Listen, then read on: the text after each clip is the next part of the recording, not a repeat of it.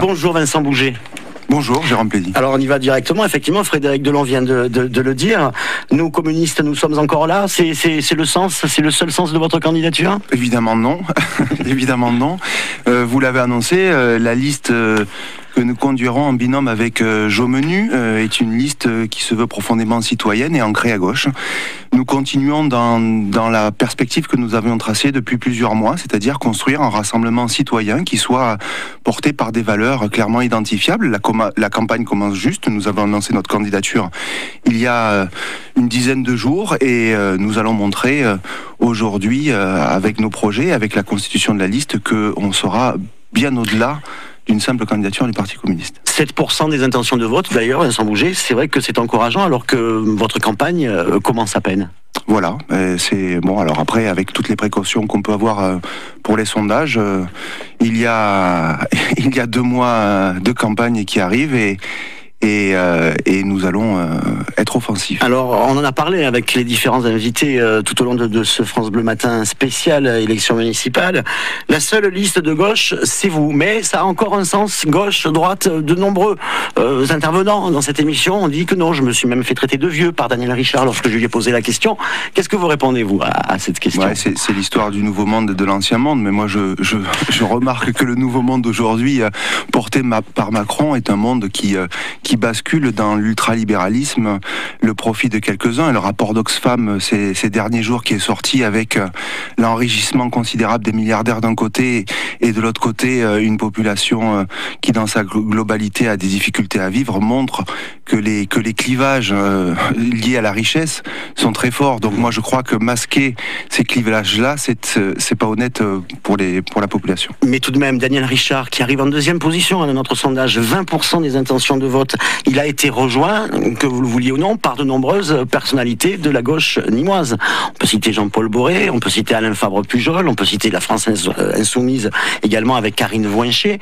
Comment vous les voyez tous ces ralliements? C'est juste pour avoir une place?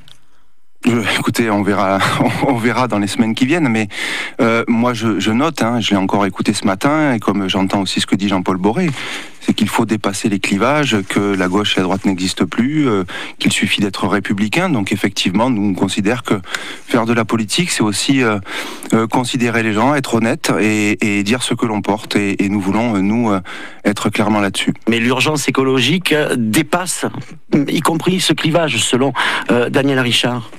Moi, je crois pas. Je crois que si on veut être un écologiste vraiment sincère, on est obligé de remettre en cause un système qui, à la fois, détruit les hommes et puis détruit la planète, et ça va de pair, et que c'est ce système-là qu'il faut dénoncer. Donc, et puis sur les questions écologiques, on s'est souvent prononcé ici à Nîmes par l'intermédiaire des élus de gauche à la mairie, notamment Sylvette Fayet, Christian Bastide, Jeanne Yarnegui, d'autres, qui ont dénoncé plein de choses. On a mené des mobilisations très fortes contre la gare TGV de Manduel, contre l'augmentation du tarif des bus, et puis dans le département, bon nombre de mairies communistes ont été pionnières en matière d'écologie. Je pense à Barjac notamment, avec la question de l'alimentation bio. Donc nous sommes des écologistes dans le concret, dans le réel, et convaincus.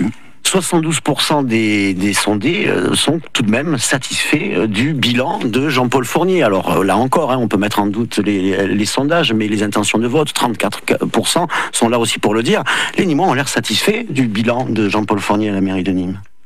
Je pense que la vitrine a été bien refaite, même si on peut avoir des questions là-dessus, mais en même temps, moi je constate tous les jours sur le terrain, pour sillonner la ville, qu'il y a de nombreux quartiers qui ont été laissés à l'abandon, des populations qui souffrent.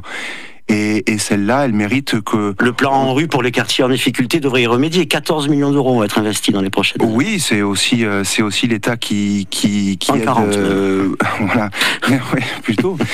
C'est l'État aussi qui aide là-dessus, mais à mon avis, il y a aussi beaucoup de difficultés dans la question de la concertation, dans l'association des habitants avec les projets qui sont menés, et il y a encore beaucoup de déçus et de gens qui ne s'y retrouveront pas. Aujourd'hui, il faut qu'on propose un nouveau modèle urbain, une nouvelle façon de vivre la ville, et c'est ce qu'on va faire avec les projets qu'on va annoncer dans les prochains jours. Et on suivra tout ça sur France Bleu Gare-Lozère. Merci Vincent Bouget, tête de liste Nîmes, citoyenne à gauche, d'avoir participé à notre émission spéciale ce matin. Bonne journée. Merci à vous.